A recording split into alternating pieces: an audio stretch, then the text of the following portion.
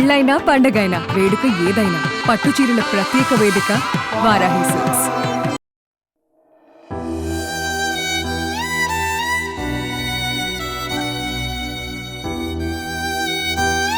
అహ్మదాబాద్లో air India విమాన ప్రమాదం ఎలా జరిగింది?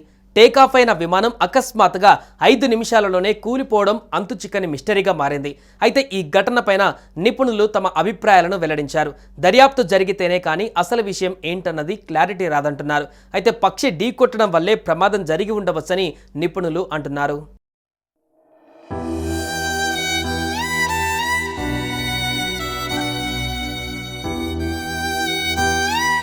అహ్మదాబాద్ నుంచి లండన్ టేకాఫ్ అయిన ఎయిర్ ఇండియా విమానం అకస్మాత్తుగా 5 నిమిషాలలోనే కూలిపోయింది. విమానం భారీ ఎత్తు నుంచి కూలిపోవడంతో పాటు అప్పుడే టేకాఫ్ కావడంతో ఫుల్ ఫ్యూయల్ కెపాసిటీతో విమానం ఉండవచ్చని తెలుస్తోంది. అయితే నివాస ప్రాంతాలపైన విమానం పడిన సమయంలో ఒక్కసారిగా పేలుడు కూడా జరిగింది. ఈ ఘటనపైన నిపుణులు స్పందిస్తూ టేకాఫ్ సమయంలో విమానానికి పక్షి ఢీకొని ఉండవచ్చని, దాని కారణంగా విమానం టేకాఫ్కు అవసరమైన సరైన వేగాన్ని ఎత్తును అందుకోలేక ప్రమాదానికి దారితీసి ఉండవచ్చని తెలిపారు.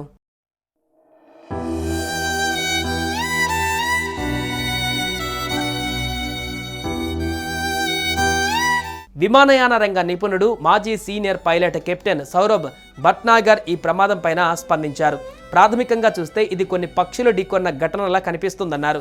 దీనివల్ల 2 ఇంజన్లు శక్తి కోల్పోయి ఉండవచ్చని అంటున్నారు. టేకాఫ్ సజావుగానే జరిగింది. అయితే గేర్లను పైకి తీసుకునే లోపే విమానం కిందికి దిగడం ప్రారంభించింది. ఇంజన్లు శక్తిని కోల్పోయినప్పుడు లేదా విమానం పైకి లేచే శక్తిని కోల్పోయినప్పుడు మాత్రమే ఇలా జరుగుతుంది. అసలు కారణం దర్యాప్తులో తేలుతుందని వివరించారు. దృశ్యాలను బట్టి చూస్తే టేకాఫ్ ఎలాంటి అవంతరాలు లేకుండానే జరిగినట్లుంది. విమానం నియంత్రిత పద్ధతిలోనే కిందకు వచ్చింది. పైలట్ మేడే కాల్ ఇచ్చారు. అంటే అది అత్యవసర పరిస్థితి అని అర్థమని చెప్పొచ్చు.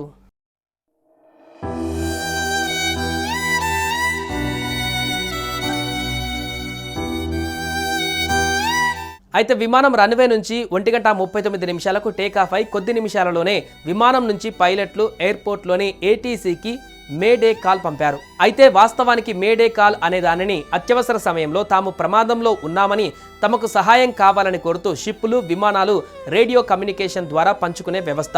ఇది తమకు ప్రాణాపాయం ఉందని, సహాయం కావాలని కోరుతూ చేసే రిక్వెస్ట్. అయితే ఎయిర్ ఇండియా విమానం నుంచి ఈ కాల్ వచ్చిన తర్వాత ఏటీసీ విమానంలోని కెప్టెన్ను సంప్రదించేందుకు చేసిన కాల్స్కి ఎలాంటి రిప్లై రాలేదని అధికారులు వెల్లడించారు.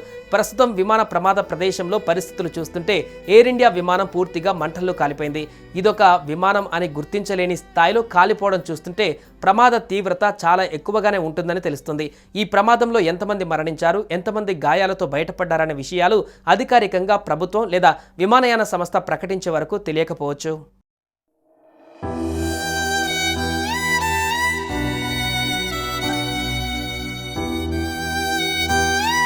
సుమన్ టీవీలో మీ పర్సనల్ అండ్ బిజినెస్ ప్రమోషన్స్ కోసం కింది నెంబర్కి కాంటాక్ట్ చేయండి.